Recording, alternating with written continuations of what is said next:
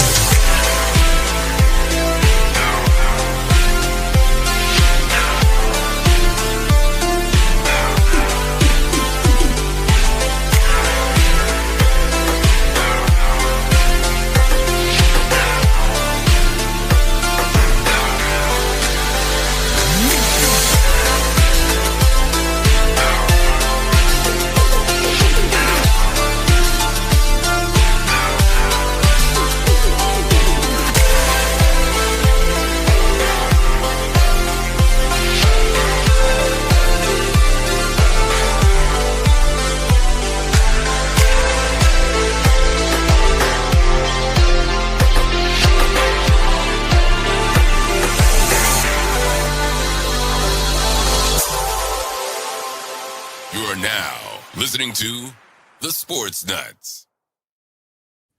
Yes, welcome to the Sportz Nutz. Woof, man, moving right along. Hope you guys had a fantastic week. I know I had a decent week. Other than Aspen being diagnosed with pneumonia. My poor baby. Yeah, it's hard when you hear a 17-month-old with pneumonia, but she's a little trooper. She's on her antibiotics, she's on her steroids, so she's on the mend. Hey guys, we have an absolutely amazing episode. Our good friend, every time he comes on, we always have great interactive points, great content, and never ceases to fail. We love having him on. Our guy Abe Gordon from 92.9 The Game is joining us. Really excited about that one. Quickly want to give a shout out to everybody who is listening to us on 95.5 KFCE in Terrell, Texas, and on TigerNation.live, which airs in Texas, Oklahoma, and Missouri, and the other radio stations that we are on, and also in the 37 countries now that we air in. We are really gaining ground in France. So thank you guys to France for everybody who are tuning in. We really do appreciate it. My man below me, huh? I said wee. My man below me, Matt, what's going on, man? Hey, what's up? Other than your little adventure you had today at oh my god, man, it was crazy. Probably one of the craziest days I had at work. I'm working at that place, man. Unfortunately, there was a kind of a fatality thing, but man, which normally would have took me all day doing reports and things like that. But not with Abe Gordon here today, man. Those fatalities can wait, guys. Hey, look, he's over there smiling. My man sitting next to me though, Pensman, what's going on, man? How was your day? It was busy, but I'm here. So let's appreciate to listen to Abe. So let's see what he's got to say. So let's get the party rocking. It's going to be a lot of fun. Matt, we always have one of the best times with our guy Abe, and it always, it means more to have such a great guy come on. Hey, real quick, shout out to Brian Pettit of Tiger Stripes Media. He is not with us. He's actually traveling to Greenwood, South Carolina to handle some family business down there. Brian, we think about you, buddy, always. Shane, he is MIA as well. He is doing his thing with, he had some obligations to attend to. So go on, have fun, Shane. We still think about you always, man. All right, guys, let's get it going. What's up, Trouble? How you doing, man? Hey, good to see you guys, man. Appreciate you having me back. What's happening on a Friday night? Yeah, man. Oh, hey, hey, before I go into it, who you got on Monday? Who is winning the national championship? Geez. I actually am a proud Indiana alum. So, nice. I'm obviously pulling for Indiana. I do think there are some issues and some problems that Miami can present that maybe Indiana hasn't exactly seen this season, but it's just a matter if they play at their best. Like Indiana's best is better than Miami's best. But they've performed at that level now a couple weeks in a row, obviously going back to the Big Ten title game. And then certainly last week against Oregon. If they bring their best, they'll win. But I'm not as comfortable. Just there's no way Miami can win this game. There's definitely paths to Miami winning this game. I mean, if we want to get into it, the fact that Miami may not have to blitz to pressure Fernando Mendoza is really important. Mendoza was 8 of 8 with 3 touchdowns when Alabama sent 5 or more in that game. He's very good against the blitz. If you can pressure without blitz, max cover on the back end, just make that team fight for yards. So we'll see. Indiana's offensive line has been pretty good all year long. So it's going to be an interesting matchup. It's a huge spread. Like 8.5 is a big line. Everyone is confident that Indiana is going to take care of business, which has me a little bit worried. We have all seen like the graphics where everyone's got, the whole panel is all going for one way, and then there's the upset. So, Vegas, the weather this week. Never fade Vegas the is like, never get in line with the public. Always fade them. So, that reminds me of too, Abe. It's like the weather. This whole week they're talking about, it's going to be this big snow. It's a big snowstorm. It's a big snowstorm. Wake up this morning. We were all just kidding. It's not going to snow. It's like, really? Come on. It's too cold to snow. I heard over there. I don't know. Indiana's been beating the dog snot out of everybody, man. Yeah, so and that's the thing. Like you've played at a certain level for a number of weeks now, and I kind of look back at what Oregon did to Texas Tech, and this is why I was very confident that Indiana would take care of business against Oregon. I was like, that's Oregon's best game against Texas Tech. They're not going to play that well again, and so what does Indiana have for them? And it kind of throws it back in your face a little bit. Like, I don't know if Indiana can play as well as they did against Oregon, albeit Oregon helped out with a couple of mistakes. So the one thing we do know is Indiana's not going to beat themselves. So that's a good thing. Yeah, Kurt Signetti, all he does is win. Google me, I win. I love it. So, Abe, like I said, it's always a treat to have you on. We love having you on, man, but we have so much fun with you, and I want to go right into it. Now, we did see Matty Ice is officially back in Atlanta, and this time it's more for the president of football operations, although I could still guarantee you if he put number 2 on, he probably could sling it a couple times. Now, we've heard a lot of rumblings around the rumor mill with regards to who Matt Ryan would like to talk to with Ian Cunningham. I've also heard Josh, what's his last name from Williams? Yes, I've heard him being mentioned a lot more lately. Yeah, 49ers, yeah. Who do you think will be the next Atlanta Falcons head coach? And more specifically, who would you like to see on the sidelines next year? Yeah, it's interesting, and I know you threw a couple of guys out there. Those are more on the GM side of things, and they're not really in a rush to get the GM job filled. They're the only opening, so they can take their time. Any candidate they want is pretty much theirs, and theirs alone. That's on the GM front. On the head coach front, obviously a different story because you got so many open jobs. With theoretically -1 of the Giants, although I know they're still trying to work out some details on the legality of the contract for Harbaugh.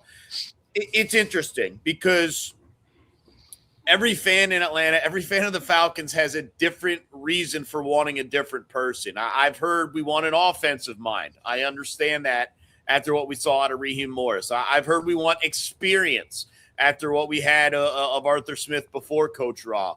And so one of the problems is the one guy that checks all the boxes couldn't win games in Cleveland.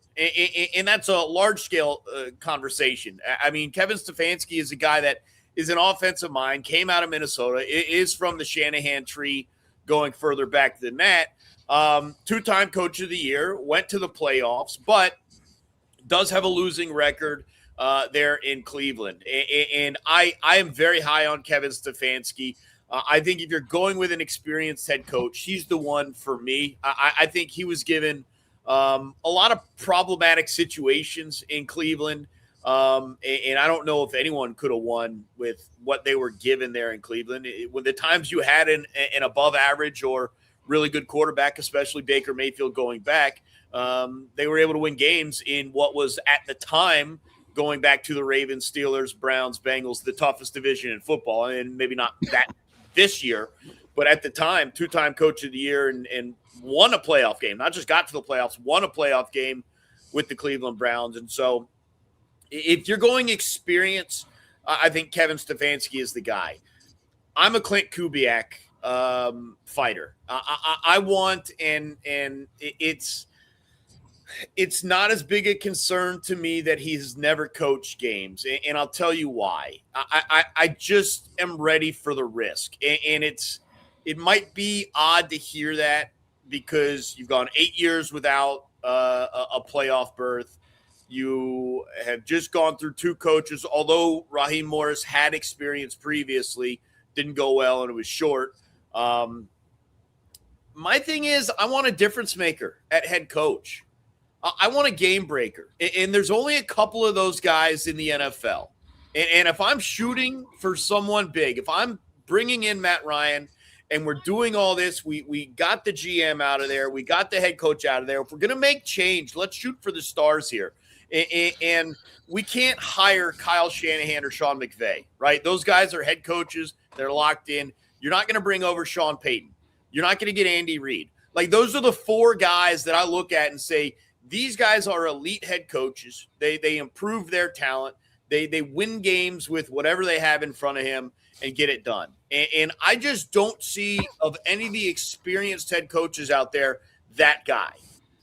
I don't know if Clint Kubiak is that guy, but I'm willing to give it a chance that he is an elite guy that can get the best out of an offense, and you figure out what to do on defense. You bring in a coordinator, you get all that stuff. But I want a guy that's a difference maker on offense that can win games with pretty much any quarterback you give him, the way that Shanahan has. And so I'm willing to it may go poorly, and I understand that, but I'm willing to take that risk. I want Clint Kubiak. That's the name I've wanted, like, wholeheartedly want Clint Kubiak. You know, it's interesting that Clay Kubiak is also up for a position. So the Kubiak family, you know, they've gotten really, you know, like, known throughout the entire sports world. So, but, you know, my question, it goes right back to, is with Atlanta, like, you know, yes, if say we get Clint Kubiak in there, but then are we still keeping Jeff Ulbrich? I would like to keep him. I know that they'd said no to the Cowboys for allowing him to interview with them. Does that mean they're going to keep him on? What do you think on that? Yeah, it's not like a lockdown. We're definitely keeping him, because I just don't think you can force it. Look, if you want the head coach that's number one on your board, you can't force him to take your defensive coordinator. If you want Kubiak and he's come in and says, great, I want my guy as DC, if that's your guy, then you have to allow him to do that. So while I do think there is a good chance that someone comes in and does retain Jeff Ulbrich, it's certainly not a prerequisite of taking the job, and it's certainly not a lock. So I would like to see him still be the defensive coordinator here, but I can't promise that. And to me, again, it just can't be the deal breaker for your number one option at head coach. Like, if Kubiak's your guy, and in the final meeting, they ask, who are you bringing as quarterback's coach? Who are you bringing as offensive coordinator? And how do you feel about keeping Jeff Ulbrich? And he says, actually, here's what I was thinking. That can't be a reason you move on from him. And so I would like it. And look, Kubiak may be very well open, or Stefanski, or whoever it may be, may very well be open to the idea of keeping Ulbrich around. I just don't think it's a lock. I don't think it's necessarily a necessity of taking the job. You absolutely hit the nail on the head. Matt, go ahead. Yeah, now, Abe, I do kind of agree with you, man. As far as wanting a coach that's, you know, going to make an impact to the level of what you put it. But I mean, at this point, I guess maybe we have to try something different rather than getting a first-time head coach. We tried it with Mike Smith, Dan Quinn, Arthur Smith, Raheem Morris. But Raw wasn't first time. Like, he wasn't, but it's like he wasn't, but he was. But he wasn't. There is no but he was. Like stop that, Matt. Like, there is no but he was, but he wasn't. No, he wasn't. Like, he had multiple years in Tampa. He had also served as interim, which is different. Yeah. Now, look, he had a rough go in Tampa because they gave him Josh Freeman and Josh Johnson to try and win games with. Like, it was nonsense down there. I was covering them back at the time. It was an impossible situation. It wasn't a good situation. Now, look, he still had problems. Like, don't get me wrong. He may have coached like a first-time head coach. Yeah, I'll grant you that. But he wasn't. So, like, I just want everyone here in Atlanta and everyone to stop with the first-time head coach. He had coached before. Oh, man. You know what? I don't know. I think they might go Stefanski here, man, because when he did have a quarterback, you know, he did do some things, man. He's a great offensive-minded coach. Let me give you the reasoning for Stefanski, because Kubiak came from the same system Stefanski did in Minnesota. Now they run their offenses a little bit differently, and I grant that. But if you're looking for an offensive mind with experience out of that Shanahan tree, Stefanski is your guy. This is a guy that, in my opinion, has proven he can be successful. He did so with Cleveland 2 out of 5 years. And again, this is Cleveland we're talking about. He had 12 or 13 quarterbacks in a 5-year span. And that's not on him. 12. He made it very clear he never wanted the Deshaun Watson thing to go down. Obviously, Dylan Gabriel and Shedeur Sanders were not on him. And this year was a complete wash. But this is a guy that, you're right, when he had some quality quarterback play, was a 2-time coach of the year. Like, you don't back your way into that. You don't mistake your way into that. Maybe he should have fought harder. And I don't know, with the Haslams and Sashi Brown and Andrew Berry in the front office there in Cleveland, maybe he needed to fight harder for we don't think Baker Mayfield's good enough to win. That was a money thing. Are we really going to pay Baker $40 million or $35 million, whatever the going rate was at that time? They should have. And Cleveland said no. Maybe he should have fought harder for that, and we'd look at it differently. But I think Kevin Stefanski, look, I want Kubiak, but not far behind him, in my opinion, is Stefanski. And if the experience is the difference in that discussion, right? And I do understand what you're saying, Matt. Like, that's a lot of people here in Atlanta are just done with the first timers. I totally get it, especially because you're first time with Matt Ryan being a front office guy, and you're probably going to end up hiring a GM that's a first time guy as well. So you line up rookie front office, rookie head coach. It may not work out. Stefanski, to me, is the best of the group that is experienced. And you want an offensive mind. He checks every box except that he lost some games in Cleveland. Everyone loses games in Cleveland. But it is Cleveland after all. I mean, they've got like 75 quarterbacks in 20 if he was years. one game over 500 in Cleveland and for whatever reason they got rid of him, like, he would be far and away the number one guy here. But because he's under 500 with the Browns, people are counting that against him. I understand it, but I just think that's a bit harsh.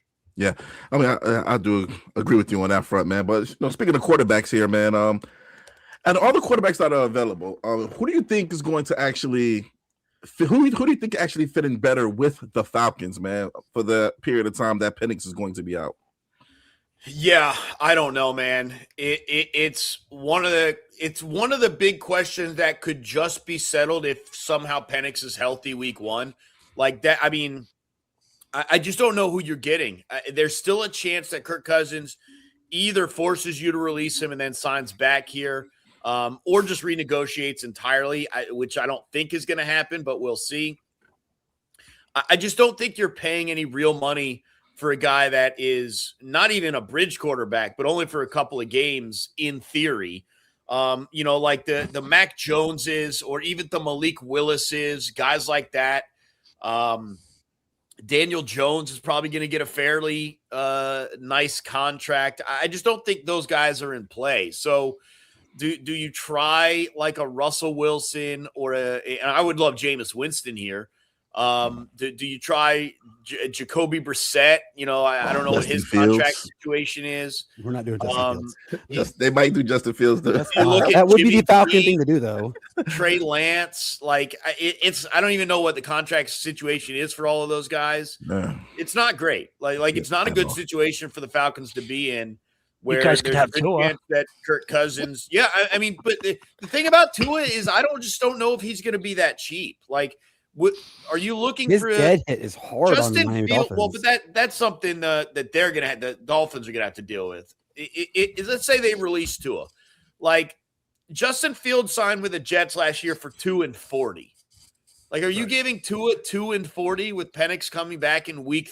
It is just week 3, week 4. But you can't do that. Yeah, but you have to give Tua more than what they gave Justin Fields. At least that's what I hope Tua's camp will be pushing for. For him, sure. Yeah. But you're not doing that in Atlanta. Not for a guy that's going to play 3 games before the rookie or second year. Just make sure you if you do sign him, make sure you get big helmet. Don't we gotta pay Bijan? We gotta pay Bijan next year, don't we? Yeah, I mean, I don't know if they'll do a extension or they'll end up tagging him. You got to figure out what we're doing with Kyle Pitts. Are you tagging him this year? I mean, Drake London. I don't know, Brandon. You say that, but you get an offensive-minded head coach in here. I don't think you're going to want to depart with a guy that was second-team All-Pro this year. I will say this was the best season I have seen him ever. There's a lot of frustration. The inconsistency is crazy, but when he's on, he's a problem. Yeah. And Just really to be needed. consistent with He him. was on for one game, and he got like 200 yards in the one No, game. he was on for multiple games. Yeah, he came real close to 100 receptions this year. Argument is Absolutely. that a lot of that came with Kirk Cousins. So Yeah. So, let's switch it up a little bit, Abe. What are your thoughts on what is happening literally right down the road from Mercedes-Benz at State Farm Arena with the Atlanta Hawks? And now that Trae Young is gone, is this a good look for the Atlanta Hawks? Is it bad? What does this move signify for the future? Obviously, Jalen Johnson is getting his massive shoe deal, and it's been widely reported throughout everywhere that he's getting this massive shoe deal. They're dropping soon. But what does this say for the Atlanta Hawks going into the future? yeah, it says we finally have a vision. And it may not work out right now, but there was so much for the last couple of years with the can we build around Trae? Can we win with Trae discussion? And at least finally we put an end to that talk, and there's a path forward around Jalen Johnson, around Dyson Daniels, maybe around Zachary Rizachet. One of the questions I have is Quinn Snyder, to be quite honest. I don't think now that Trae is no longer the fall guy here and the guy that's going to get all the blame, I think Quinn Snyder needs to kind of step it up and get a couple of things going. I mean, they had a game last night where Yeko Kongwa took 15 threes. Like that's just not smart for your offense. So they still have a lot to figure out in terms of how they can play winning basketball on a consistent basis. But at least now you have a vision and a path forward that there is no Trae. You're building around Jalen. Let's do what we need to do. Let's get a playmaking point guard or just a distributor, whatever you want it to be. Let's upgrade at center whenever you can, not Anthony Davis, and figure it all out. But at least you don't have the cloud hanging over you is what is Trae's offseason going to look like? Are you going to extend them? All that. You can push that aside and move forward. I think it's something the franchise ultimately had to do. Mike, go ahead. If you would trade somebody else from the Hawks, who would it be? Yeah, it's interesting because it's going to be about return, obviously. And who's a valuable piece for you? I think because I can't look at this team and believe they would trade at this point either Jalen Johnson or Dyson Daniels. Those are the two guys that feel and Dyson is not untouchable is too strong of a word. I think Jalen Johnson's untouchable. I wouldn't say untouchable for Dyson Daniels, but it feels like you'd really need a serious return to pull that trigger.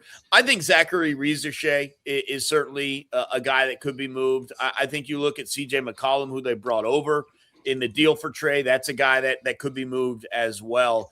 It just depends what piece you're trying to get back and how they fit in.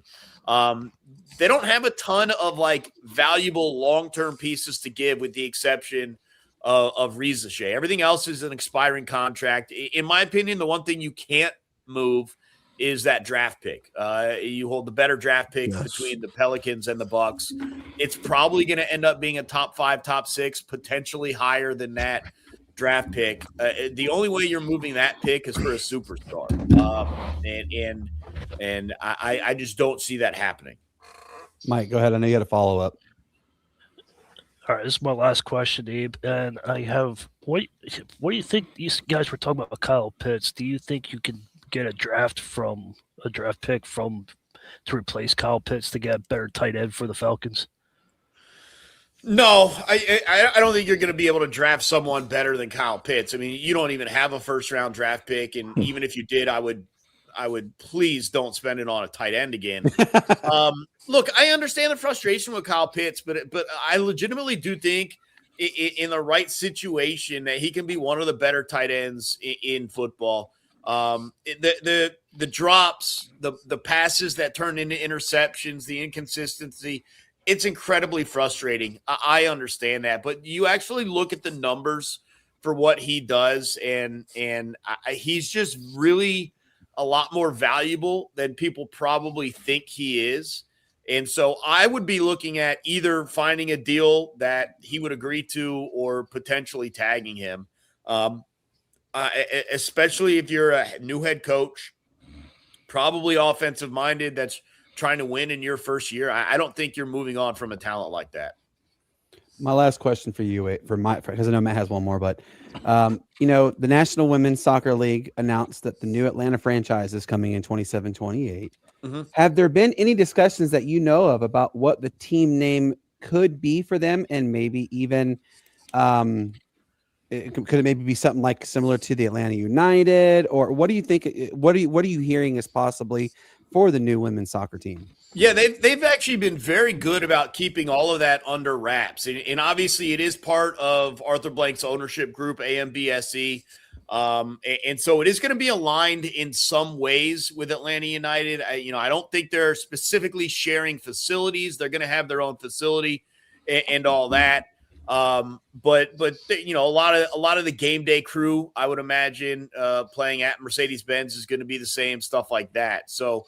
But no, I don't have an idea of what the name might be. I'm as interested as you guys are, because is it going to be as simple as like Women's United? I don't know. I mean, I wouldn't put it, I wouldn't put it out of the question, but yeah, I have not heard much about that. It's been very quiet, and a lot of the soccer news right now is just being overshadowed by World Cup planning and World Cup coverage and all that coming through Atlanta later this summer. So I think you'll start to really hear more about it once this city has experienced and gone through the World Cup.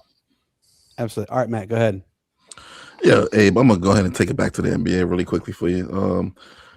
Again, like Brandon mentioned, we've seen Trae get moved. What do you think? What kind of impact do you think he has over there in Washington? And as far as the Hawks go, do you really think Jalen Johnson is that guy?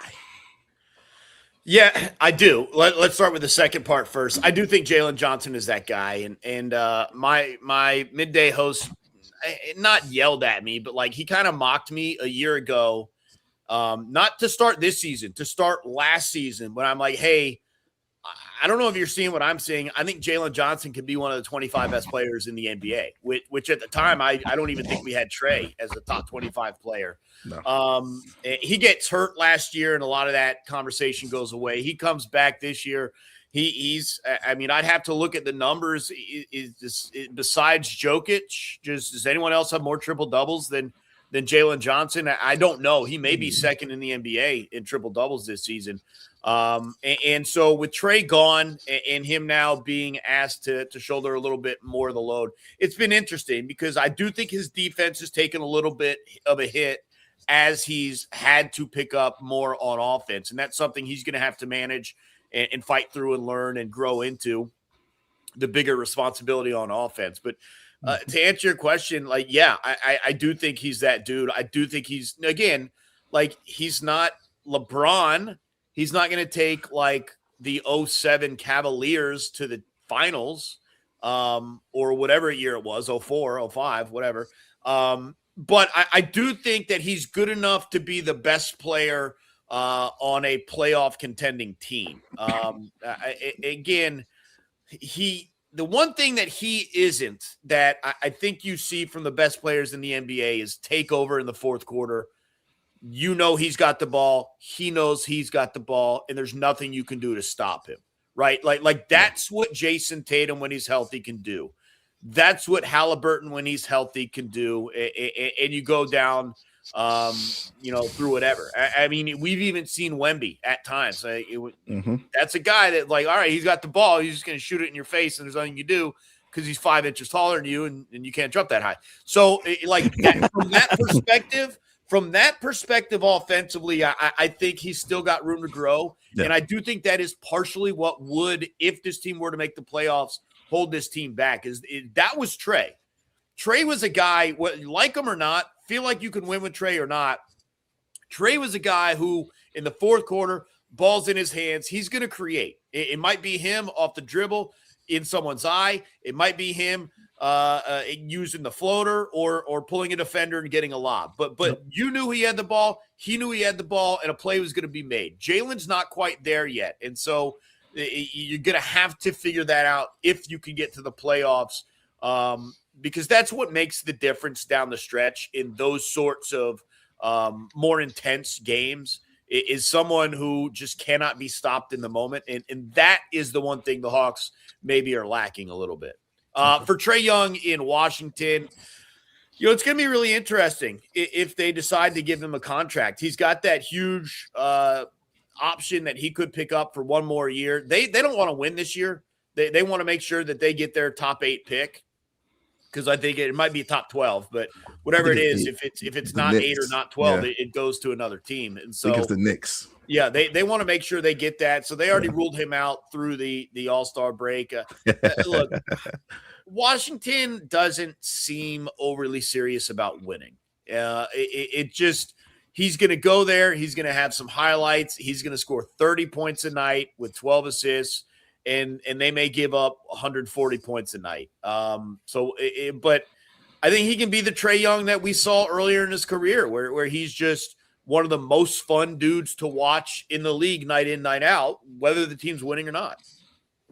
I absolutely agree with you on that one. All right, Abe, let everybody know what's going on your docket this weekend. Any shows of the Abe-T-L show going on?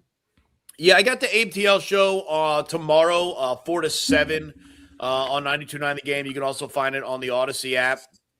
And then just gearing up for obviously just covering all the Falcon stuff and all that, but kind of my side gig with Atlanta United. So we're gearing up for United season. It's just a month away. MLS is back in just over a month. So looking forward to that. And then on a personal level, I'm stupidly training for a marathon. So working my way on through that process too. Yeah, so I've seen your post about you training. So, and I know you put an ad out there. Anybody want to come train with me? Come train. Hey, let's go. I loved it. Hey, man, I appreciate you as always. Thank you for taking time out of your Friday evening to come on, man. And we'll talk to you soon. Sound good? Yeah. Have a good rest of the show, guys. Appreciate it. Appreciate it, man. Guys. I'll call in tomorrow on the show, Abe. You just give a thumbs up. Oh my goodness! See how cool is that to always have Abe come on? We always have a good time with him. Mm-hmm. And it just means different. I absolutely have a blast with him. All right, so let's get into it. So, Matt and Mike, Dante Moore has announced he isn't declaring for the draft. No, rather he's coming back to Oregon. And now Dylan Raiola has to compete for the bench. Comparing the two, and Dylan Raiola was a starter. He's not starting no more. And he was gonna reign in the championships in Nebraska. It didn't happen. So, you know what? I'm going to go to Ole Miss. No, wait, you know what? I'm going to go because Lane Kiffin's left. I'm going to go to Oregon because Dante Moore's leaving. Yep, nope, Dante Moore's here. Crap. What do we do? What does this say about Dylan Raiola? And also, have you guys had a chance just to glance at the 2027 draft class and how absolutely stacked it is?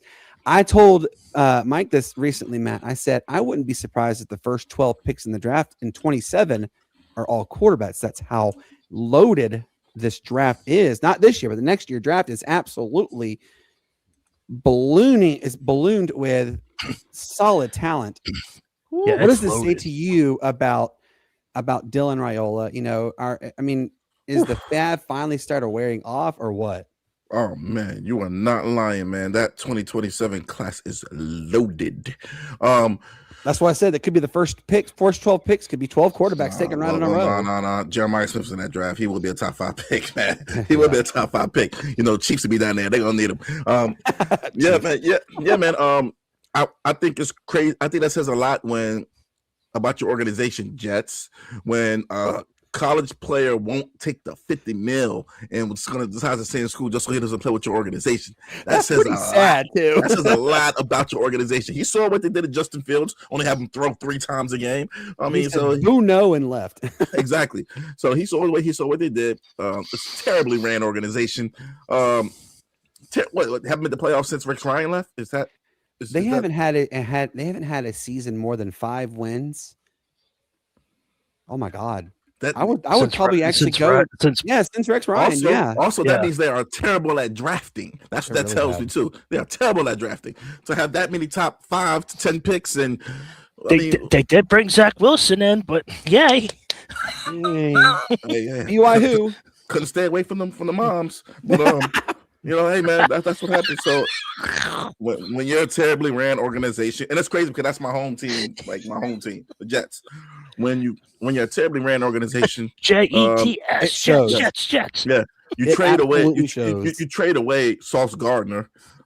You trade away Sauce Gardner. You trade away like your And what top did they get for players. Sauce? A 6th-round pick, wasn't it? Something crazy, man. Something crazy.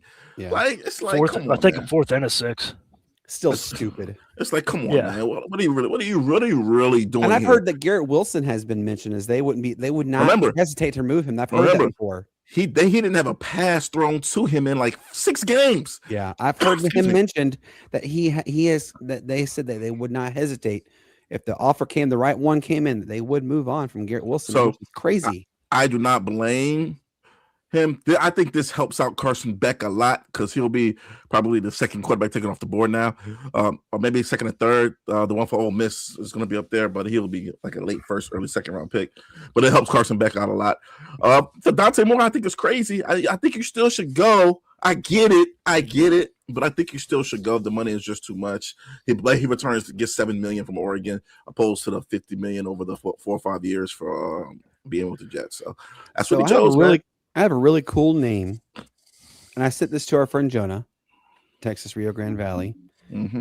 I'm really excited to announce this, and he actually is listed as a 2nd and 3rd rounder. University of Texas Rio Grande Valley quarterback Eddie Lee Marburger has declared for the 2026 NFL draft, and like I said, he is listed as a late 2nd, early 3rd round. Remember, folks, Texas Rio Grande Valley, this is their first year ever playing college football, and the dude lit up the entire stat line.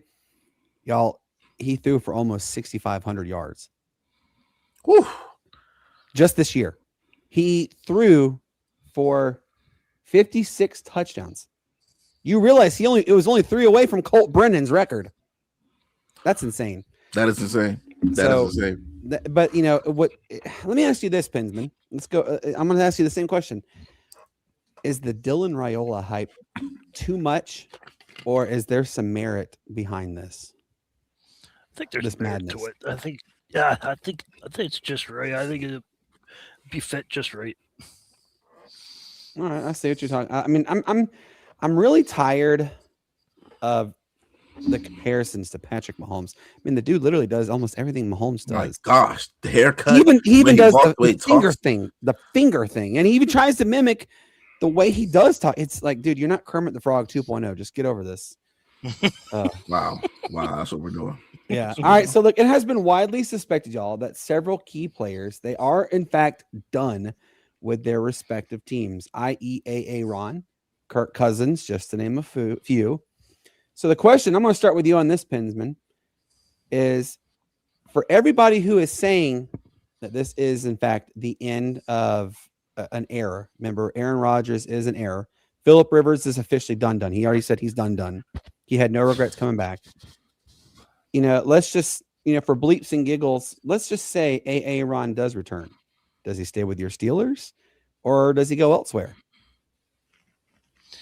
Well, let me start with this. I'm going to give breaking news in case you haven't heard, everybody. Just let everybody know that the Pittsburgh Steelers got rid of all the coaching staff. So whoever's going to be the next coach will be adding on the other coach. So if Danny Smith does come back, it's from the new coach's decision. So that's what I want to break, though. So second of all, Aaron Rodgers said he'll come back if Arthur Smith is not coming back. So since Arthur Smith's Old not coming, Artie. He said that. Aaron Rodgers said that. yeah, if Arthur Smith is not the offensive coordinator, he'll consider coming back. But if Arthur Smith is back, he said that that's how much he doesn't like Arthur Smith. Arthur Smith, Matt, Arthur Smith is terrible. But that's highly disrespectful, man. Oh my gosh, that's highly. That's. Did you see where Arthur Smith is? If you say that about me and we get on the elevator together, then we're fighting. Why are you so defensive over Arthur Smith? Go ahead. really. No. I'm not. Trust Trust me. I'm not defensive over Arthur Smith. I'm not defensive over Arthur Smith. What I'm saying is the unmitigated gall to say that in public about another grown man. Well, it is Aaron. Remember, he Wow. dated some woman named Blue Moon or whatever the heck her name was. But you know what though? That's what Ralph said. Is that true, Brian Flores? Is that true, Pinsman? I haven't heard. Okay. Well, you know, Matt, I know. did you also I hear? know Shula's interviewed, and I know Flores was supposed to interview, but I know that interview happened today. So, Matt, you do know our old Artie there interviewed for the offensive coaching position at Detroit. And I literally, the moment I saw that, I said, wow, Detroit is going to absolutely take a massive further step back if you added him, because he gets his place from daggone Madden 98, if I had to guess. Hey, look, man, he was blessed to have Derrick Henry. He was blessed because his daddy was. But he is also riding that Derrick Henry train till the wheels fall off. Because, I mean, but even when they had Derrick Henry, it's not like the offense was the best offense in the league. He had Bijan Robinson. He still fumbled that opportunity away. He had Tyler Algier. No comment. That's who he wants to be. Okay, I was about to say. Now, I will tag into this, though, too, Ralph. According to Ian Rappaport and Adam Schefter, I had a text message come in, is that Brian Flores is listed as the favorite to either be a Steelers or the Ravens, but he is linked more towards the Ravens than anything. I've heard that many times. My brother-in-law, Zane, who works with a lot of people with the Baltimore organization, has also said that there has been a lot of rumblings that Brian Flores is going to be the next head coach at Baltimore. And I say, if it happens, good, right on. Can I add one more thing to it? Yeah, go ahead. Talk about it. Ralph and I were on the phone earlier. He said that we need a head coach as soon as possible because, one, we have the combine coming up and we have the Senior Bowl, so we gotta keep moving. We gotta get the gear, get the gas pedal going. We gotta get the coach going. If not, we're gonna miss Senior Bowl, and that we gotta go with Omar Khan to go to the Senior Bowl, and then we gotta get the combine going. So we gotta find somebody like quick. So, Matt, I don't know if you heard this, and I wanted to ask Abe, but I saw time was getting to be too much. There is reports, and it has come from Adam Schefter, that they did, in fact, and it was confirmed today that it was, in fact, they did interview Clint Kubiak. However, the rumor is, and it's pretty significant if Adam Schefter says this, they did offer him the contract. However, they cannot make it publicly known if he is accepted until after the Seahawks season does in fact end, which it could end tomorrow. It really could. Anybody can win at any given time. Mm-hmm. But it is also widely expected that after the game tomorrow, if the Seahawks lose within the next 24 hours after that game, which means Sunday, they will most likely make the announcement. We have our next head coach. The Falcons have agreed to terms with Clint Kubiak. I've heard that. And the fact that Adam Schefter has reported that's pretty impressive. Yeah, Schefter. I've also heard from Ian Rappaport that Kevin Stefanski is linked to Atlanta as far as the OC. I've heard that a lot, and I mean it's almost a regular rumbling now that's all we hear is that Clint Kubiak is the guy. People were like, "Well, I thought John Harbaugh was coming." I'm thinking. You really think John was really going to come? Because he didn't come in person for the interview. No, he went on the phone. He went to New York Giants 3 times in a person and on the phone, and he had an infinite already infatuation with Jackson Dart. And it's well publicized that he really likes the style of play that Jackson Dart is, and he can tool him into becoming what he could be. So I knew John Harbaugh was not coming. I knew it from the get-go. I love it. You tool him. I knew he was not coming. You got the Tomlin thing. That was kind of the disagreement up there in Baltimore, man. Lamar wanted to kind of stay more in the pocket, but Harbaugh wanted him to run more. You get Dart, and Dart, he probably runs more than Jackson runs. Anything, yeah, he runs more than Jackson does, and he mixed that with Scatterboo, man. Hey, man, we'll see what happens. Malik Neighbors out over there. He'll lead the league in concussions again. Mm-hmm. Yeah, that's true. I mean, it's really interesting what's going on. I do like what Abe said, though, that, it's really anybody's game now, right now, for the Atlanta Falcons to be the next general manager. And they're not really in a hurry. However, the name that I've heard regularly, Matt, and I'm pretty sure you've heard this too, is Ian Cunningham. I've heard it because he played with Matt Ryan.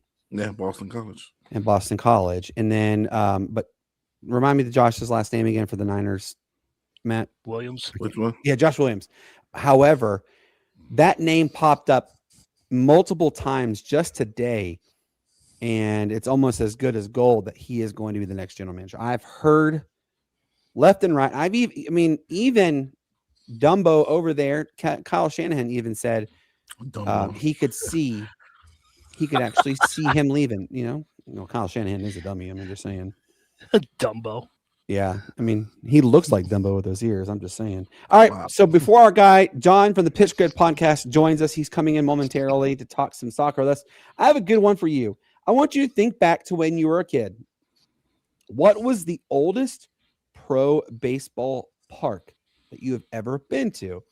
And if you can, just tell us about that experience, meaning where it was and what age were you when you went to it? Mine, the Birmingham Barons. Matt, you know them very well, right? Just let everybody know the Birmingham Barons are from the Negro League.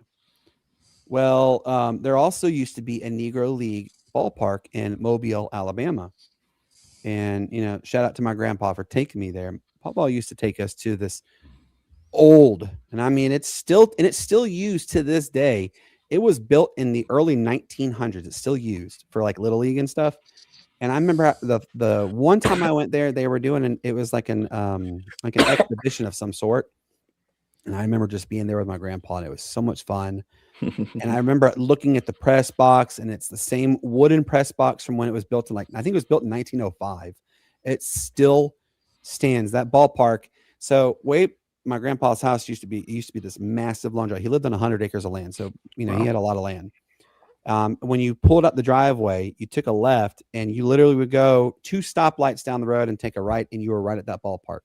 That ballpark is still there.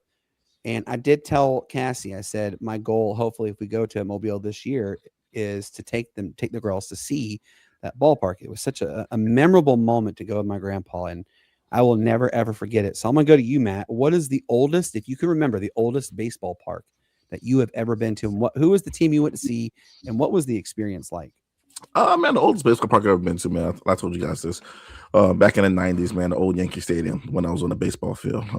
Yeah, man. I went there. I actually went there for a game, but also I was a Jehovah's Witness growing up, man. And we had an assembly there, and that's where we'll have our assembly. It was at the old Yankee Stadium. So, I've been there at least 7-8 times, man, throughout the 90s.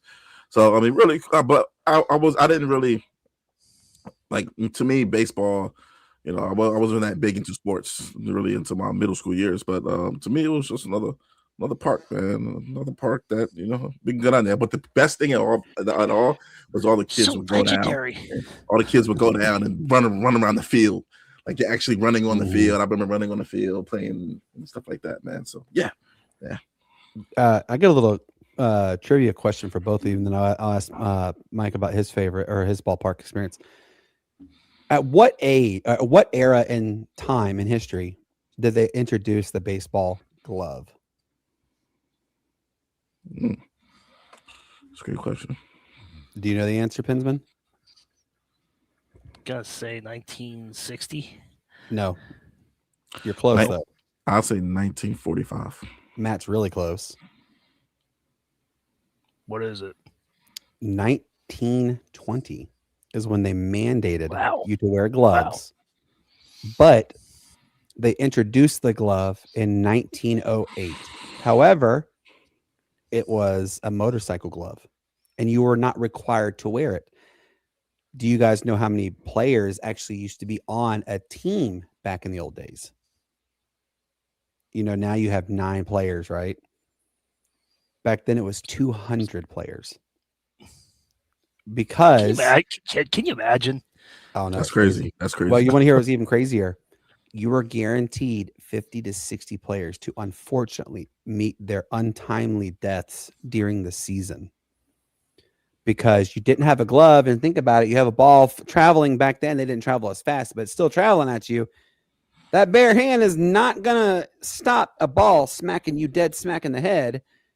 And they didn't have the technology we had back then now for for treating concussions. So the stories would go that a lot of players would sustain grades 2 and 3, which is really bad.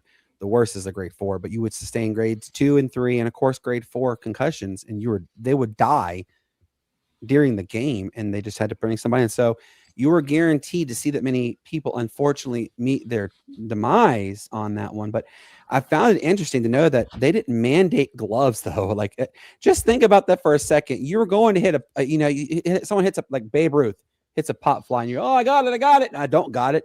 They said that there were so many players that lost their fingers due to amputations from all the broken bones, the brittleness. They said that there were times that players would go to catch the ball, their hands were already broken, and they would catch it, and a finger would fall off. They could get it on the jerseys, like I got it, and then Well, remember their uniforms back then? They were poofy uniforms. So. No, that's what I'm saying. Like, ooh, I got it. All right, so let's go to you, Mike. What is the oldest baseball park that you ever remember going to? And what was your experience like? I went to Yankee Stadium as well as Matt. I went to Three Rivers back when in the Pirates Stadium. It was Three Rivers at the time, and then I went to Veterans Stadium. But all the memories I had at Yankee Stadium, I could say that the Phillies Stadium was really memorable because I went with my dad, my brother, to the Phillies Stadium, and they had fireworks. We actually got to go out outfield and actually watch the field at the outfield. So I felt like a baseball player. I'm like, wow. So that was cool. We have some breaking news, y'all, and this literally just broke. So Flores. No, that's not what it is. But hang on.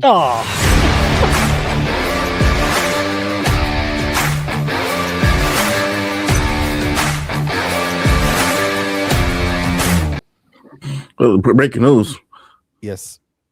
The MLB has already reported they will be going into a lockout in 2027. This is coming down currently from ESPN, 24/7 Sports, Yahoo Sports as well. The CBA has been voted against, and they have opted out. And it is expected that Major League Baseball will go into a strike effectively in the 2027 season. Looks like we're going to be going into another lockout in baseball. That's going to really hurt baseball. Why would we do this? But it's just because, the big question that somebody asked Manfred today actually was of a salary cap. And, he said it needs to happen, but we're not going to have it happen. Why would you put a regulation on getting great talent? Pretty stupid. Just saying, They need a salary cap bad. Yeah, they do. They really do. I mean, did you see okay, before we go to John, because he just got here, I want you guys to listen to these numbers. The Dodgers starting day roster for salary, starting day, $375 million. Just in starting. That's more than 13 teams combined on their roster. Is that including Tucker from last night? Yep, that's including him. Okay. Who makes That's a whopping insane. $60 million. Dang gum. Well, I just made it, and of course I talked to Pinsman about this earlier. How about this? This is a funny story too, Matt. The Metropolitans, they're trying to either play duck, duck, goose with the Dodgers or something because they signed Bo Bichette to a 3-year, $126 million contract, aka $42 million a year. If you can't beat them, just buy them. Is the mentality on that one, is what it sounds like. It's insane to see what is going on in baseball. I really do think baseball does need a salary cap. I mean, let's just look at Shohei Ohtani. The dude's going to make $1 billion in his lifetime playing for, you're playing for the Dodgers, and he's going to get paid until 79 or something like that. Yeah, some crazy. It's insane how it is. Anyways, all right, guys. So we have a really good friend of ours, John from the Pitch Good Podcast, is joining us. He's going to talk about the latest news coming from the MLS. It's so funny. We had Abe on, and we're talking about John the MLS, and also he's going to give us some updates with regards to what's going on in the World Cup news. And he also has a little bit of a story that is with, I think it's Premier League. I'm not sure. He will let us know about it. But John, man, what's going on, brother? How you been? I'm good, Brandon. Thanks for having me on, man. Appreciate you. Absolutely, man. It's always good to have you back. Welcome back. Happy New Year. How's Miss Amelia doing, and how is Miss Savannah and our newest one, Miss Savannah, doing? How has the whole family been doing, treating you, sir? Well, they're all doing good. Happy New Year to you all. Good to see you. Hope you had a great holidays. They're all doing good. We had the girls in bed. We're just kind of relaxing, getting ready for a good, nice long weekend. Absolutely. All right.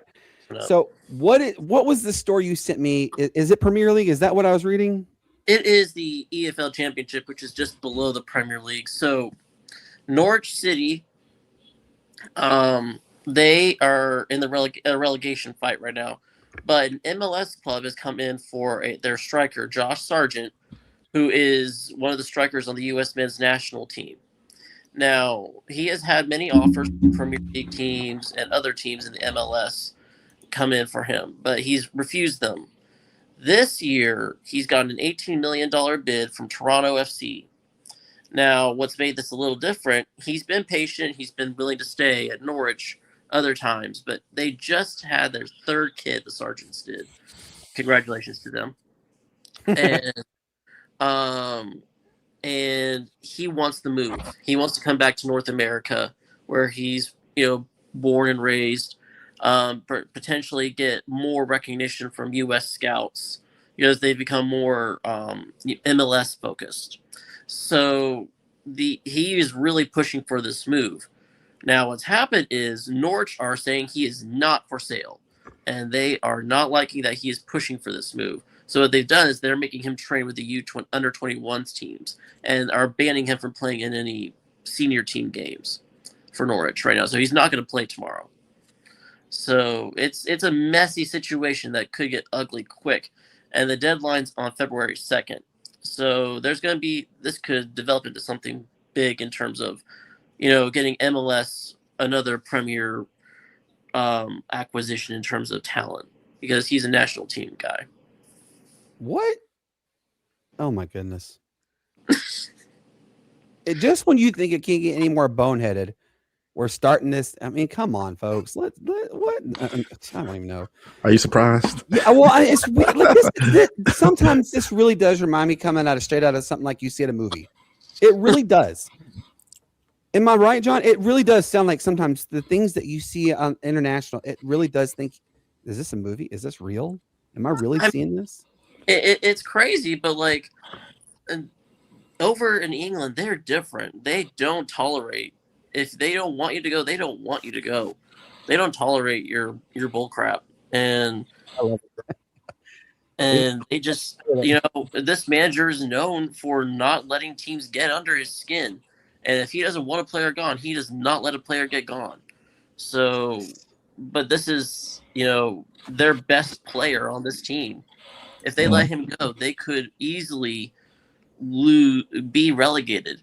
And what's crazy is if they are relegated, and right now they're in the relegation zone at the current table.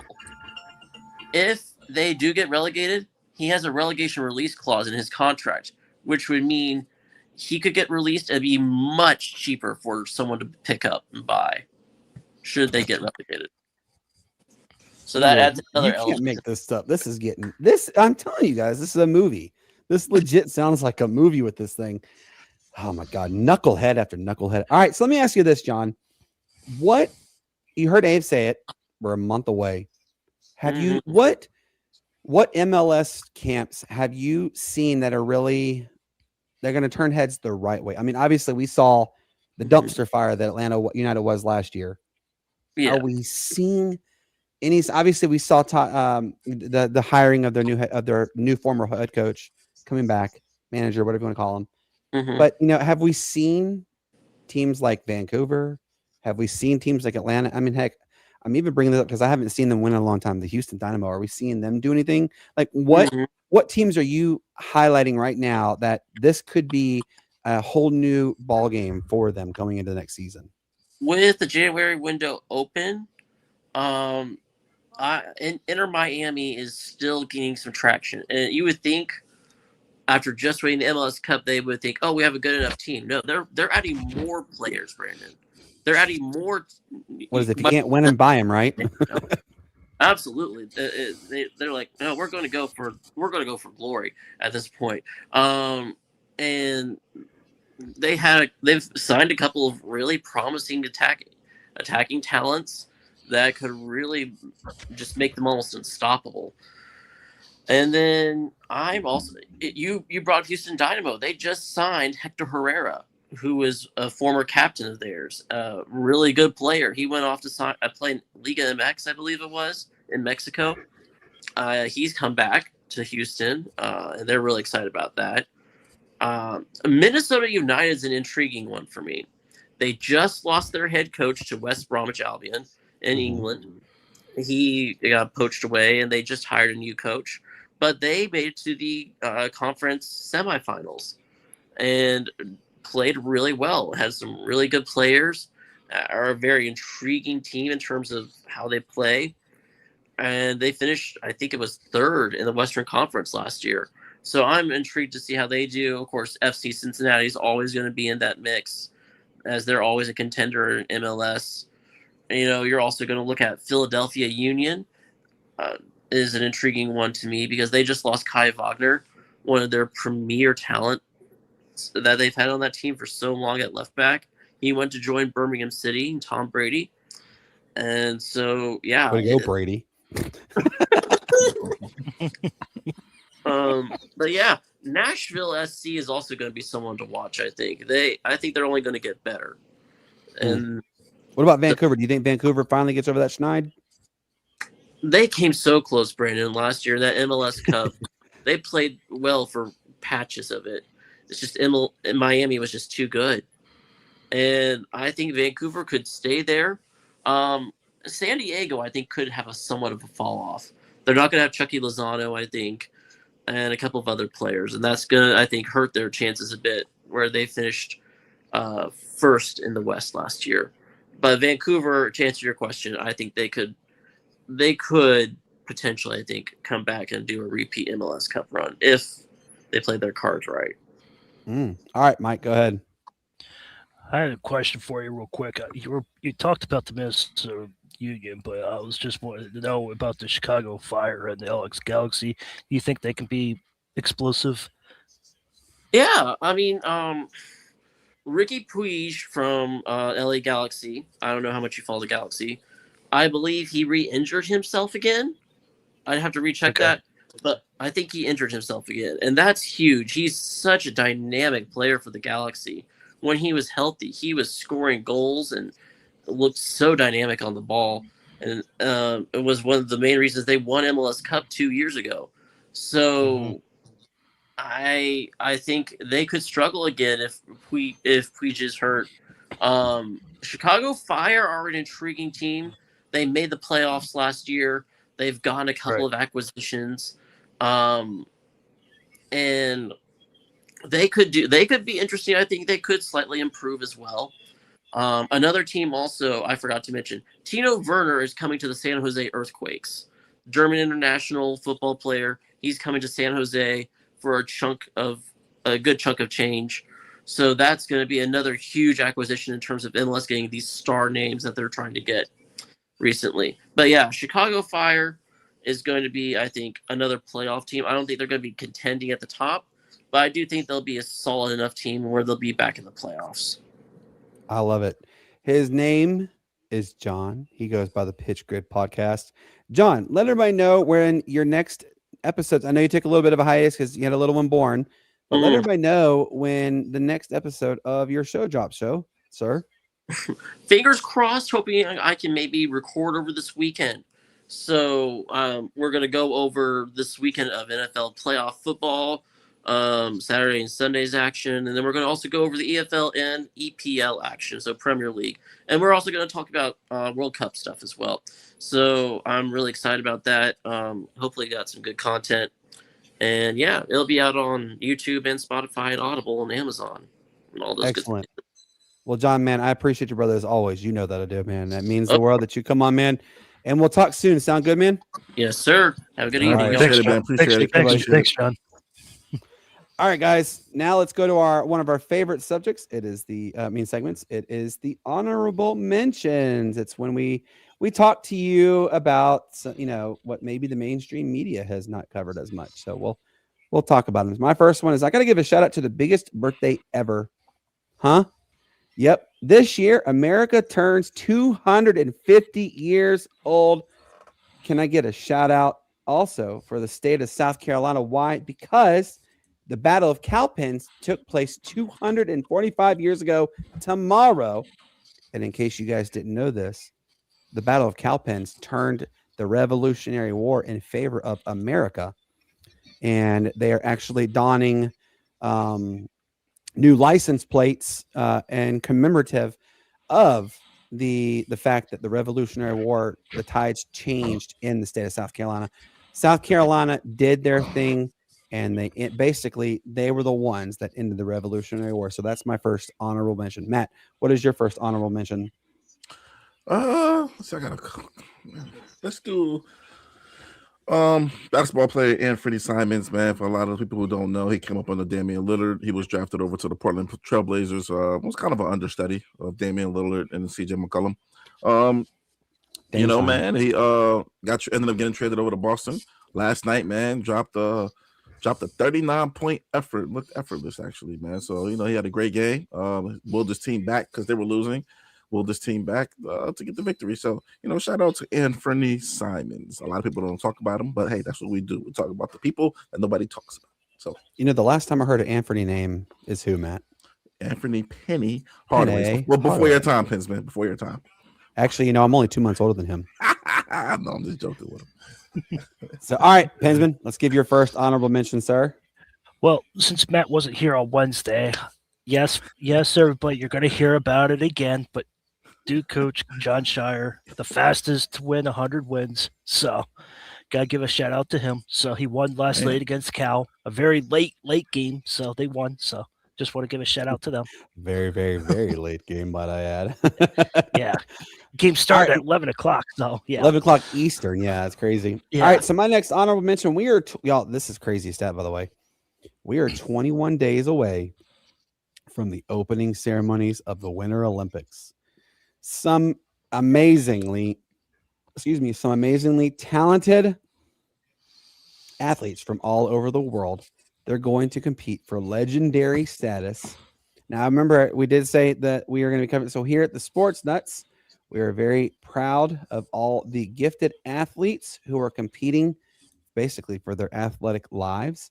And also, we will be covering a lot of the Olympics during that time as it's going. As Matt will also tell you guys, we did cover the Summer Olympics. So it was every time we come on, we talk about the big moments that happened in the Summer Olympics. So just want to give a shout out to every amazing athlete that is either there now in Milan or heading that direction in the next week or so to get ready to train to be ready for the Olympics. So we're cheering you on, and go USA. We are always standing by you. Matt, what's your next one? My next one is going to go college basketball here, man. I'm going to go to a team that's number one in the country right now. That team is the Arizona Wildcats. For those who don't know, you're like, Arizona? What? But let me give you a little rundown real quick of these teams that they've beaten. At the time, they've beaten number 3 Florida, number 15 UCLA, number 3 UConn at the time, number 20 Auburn, number 12 Alabama. I mean, so basically, it sounds like they've gotten their quad wins needed. Pretty much, man. They're beating ranked teams, man, and they're looking good, man. Led by their star freshman Koa Pete. It was a very, very, very Karl Malone-esque kind of game, if you want to take it there. But yeah. Shout out to the Arizona Wildcats, man. 16-0, undefeated right now. And then there were 3 undefeated teams. Can you name the 3 undefeated teams? I know. One of them lost. There was 4, and the one lost last night. I know Iowa State's number 2, so Iowa State's undefeated as well. That's all I know, man. I think Arizona, Vanderbilt. Nope, Vanderbilt lost last night. I thought it was Nebraska. Nope, Arizona, Nebraska. So actually, there's 4. I'm sorry, there's 4. I forgot Iowa State. So it is Arizona, Iowa State, Miami of Ohio is also undefeated, and Nebraska. There are 4 undefeated teams left. Okay. That's crazy. All right, Pinsman, give us your next honorable mention, sir. I'm going to shock the world with this, but my shout out is to the NFL, the Steelers, the Falcons, the Giants, the Browns. They got rid of all their coaches. Steelers got rid of all their coaching staff. The Atlanta Falcons got rid of all the coaching staff. Let's build the NFL. Let's make it even. Let's just break it open and just make it even. Whoever wins. So that's my honorable mention for making the NFL even. John Harbaugh is going to take the Giants, so they got competition with the Philadelphia Eagles. So we'll see what happens with that. So it's a good balance now. We'll see. Let's see what happens. Absolutely, I'm ready for it. All right, so mine is actually going to go towards hockey. Shout out to Michigan, Wisconsin, and Western Michigan for their college hockey teams. And they're going to be going in that exact order because they are 1, 2, and 3. Now, just a quick reminder, in case you guys forgot, and if you did, you're living under a rock. Western Michigan won the national championship last year in the Frozen Four in hockey. And I will tell you this, the entire top 25 is absolutely loaded, and it's only going to get more exciting as the rest of the season progresses. So shout out definitely goes to Michigan, Wisconsin, and of course, Western Michigan, as they are 1, 2, and 3 in the college hockey world. Matt, give us your next honorable mention. This will be my last one here, man. My next honorable mention is going to go to the 2 number 1 teams that ended up getting buys for these NFL playoffs. You got to give it to the Broncos and, their head coach. I'm not going to say his name, but you know what? He doesn't work. He doesn't coach them anymore. I can say it. Sean Payton and the What Broncos. if you were the Falcons head coach? Would you still not name him though? That would never happen. Even he said that would never happen. What if he did though? Yeah. But you got to give it to you got to give it to the Broncos squad and the Seahawks squads, man. Both teams I think didn't make the playoffs last year, and then they both end up being the number 1 seeds, man, having great seasons. And also you got to give it up to teams like the Patriots, the Bears, a lot of first time teams, man, that we haven't seen in the playoffs. The Jags, we haven't seen them in the playoffs in a minute. The Steelers sometimes. But we gotta give it to those teams, man. So hopefully the Falcons can be there next year after a 10-year hiatus. So I can't say anything. All right, Benson, give us your final shout out. I'm done. But didn't the Broncos make playoffs and lose in the first round? Did they? No. Did they make it last year? No, they didn't make it last year. Okay, I thought they did. They were out looking in. Oh, okay. Yeah, okay. they came down to the final week and they lost in the final week. Oh, okay. But I thought they made it and lost in the first round. But I'm done. So keep going. All right. Well, as you guys heard, we had a lot of fun today. God, a lot of good content to talk about. Real quick, want to let you guys know tomorrow, if the Buffalo Bills do win, Wednesday, we have our good friend Jerry White from the Jerry White Show.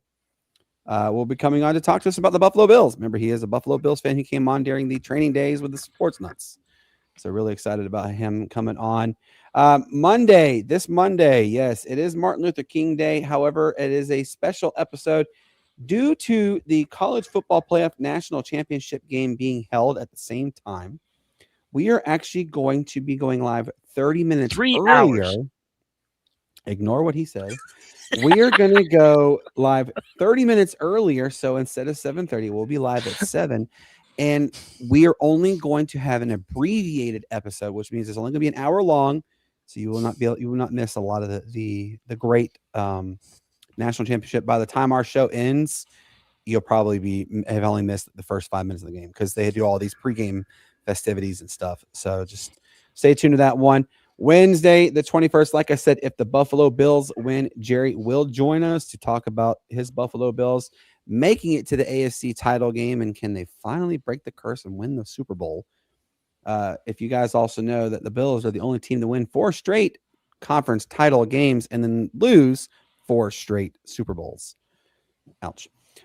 Friday, the 23rd, it looks like that's Brandon Leak from 680 The Fan coming out. I'm waiting for him to get back to me. I called him today. He didn't answer. Monday, January 26th. It is episode 186. It is Jonathan Wells, former defensive back for the Houston Texans. He did also play for The Ohio State University. He actually played when Derek Carr played. But he will be coming on to our show on Monday. Really excited about that one. Now, Wednesday, January the 28th, it is episode 187. We are going to start discussing the Super Bowl because it's coming right around the corner on that one. We're going to start also talking about the Major League Baseball season because, pitchers and catchers report February 21st. So we're going to be talking about that one Friday, January 30th. It is episode 188. Monday, February the 2nd. It is episode 189. And then Wednesday, February the 4th, we have episode 190. Friday, February 6th, episode 191, we have Bo Couch, who actually, I thought I misspoke. I thought he was the play-by-play. No, he covers. So he actually covers the Seattle Kraken He will be coming on our show to talk with us about the Seattle Kraken. Another programming note. There is a new another guest that we're at to talk to him on Monday. Phil Hewlett is the public address announcer for the Anaheim Ducks. It sounds like he will be coming on as well. Really excited.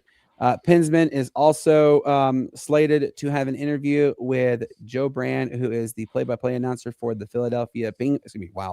the Pittsburgh Penguins. Brandon, talk much. Pittsburgh Penguins. And then we are trying to get somebody from. It's his age. I'm only 2 months older than you, so hush. And then we are trying to get somebody. We're trying to get possibly the play-by-play announcer of the Carolina, or as Shane would like to call them, the Virginia Hurricane. And then Matt is actually, I'm mandating Matt is going to reach out to the New Jersey Devils to get somebody from the New Jersey Devils to come on. Our goal is to try to get everybody from an NHL team to come on. Hockey is one of the most electrifying sports. By the way, Matt, do you remember what Kanoa Leahy said at episode 100 of our last Live on Location? No, what? He said, when you hit episode 200, call me. So guess who I'm calling next week? Ooh. Old Kanoa. Kanoa Leahy I'm going to get him. Hey, you told to call you when you hit 200. We're going to get you on here on episode 200. So didn't think we was going to make it. Hey, I'm really excited we made it. Yeah. Brandon, when you're done there, I have something to add on to that MLB lockout. So keep going, but let me know. Oh, no, go ahead. Share, please. Okay. They have till December 16th to make an agreement deal. So if they don't make an agreement by December 16th, then the lockout will happen in 2027.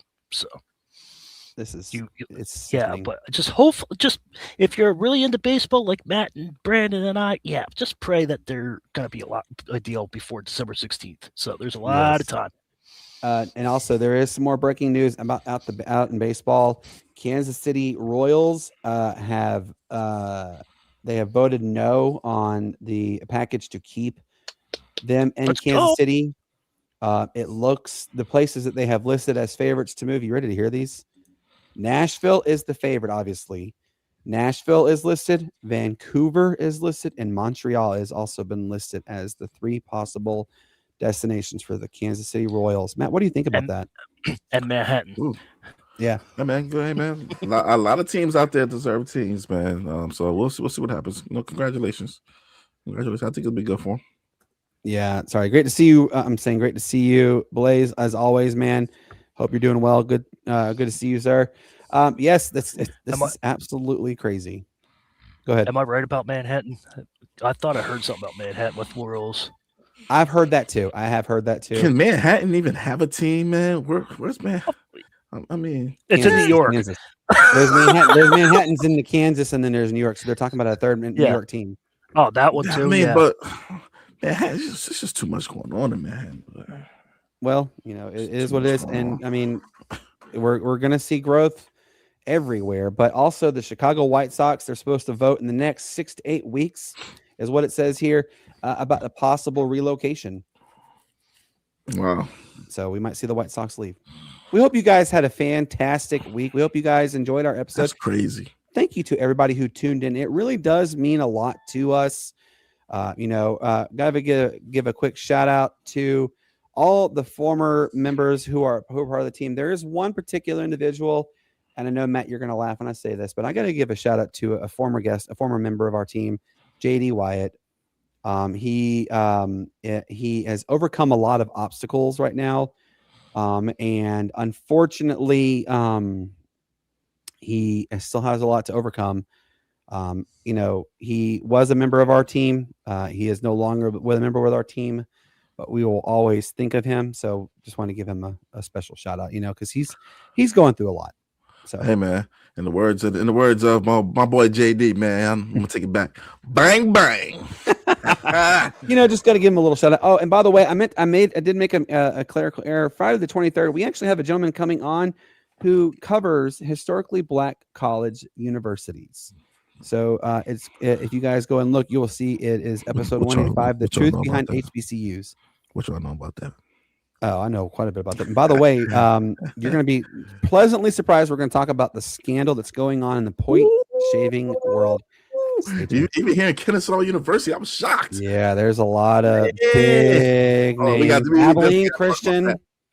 So it's gonna be interesting. I'm pretty sure by the time we get to that, a lot more would have came out. So we will know a lot more. Yeah, cannot wait on that one. It's getting kind of scary to think about. A lot of these kids' lives, unfortunately, are now. All right, man. Yeah, you got NIL and things now. What did you expect? What do you think was going to happen? Even though it's been happening for long. I mean, we go back to these old movies, like remember Blue Chips, and things like that, man. I mean, it's been going on for so long, but now, yeah, NIL. But all these players that are impacted by this, they receive felonies and their lives are done. You're never gonna get the opportunity to do anything really in life anymore. Because some of them are facing minimum 15 years. And I heard it's all for like 10K, 20K, 30K, no more. Yes, like 40, it's 50K. Small little numbers. Yeah, it was crazy. That's a year's salary, like working in the office. Like you're tripping, Brandon. You're tripping. Brandon, can you do the breaking news thing real quick? Uh-oh.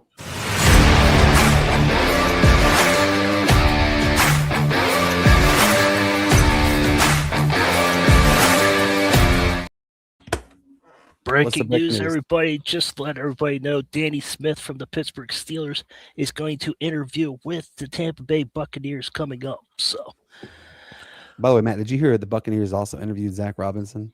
I heard about that. Have fun with that one because they said he was the offensive guru.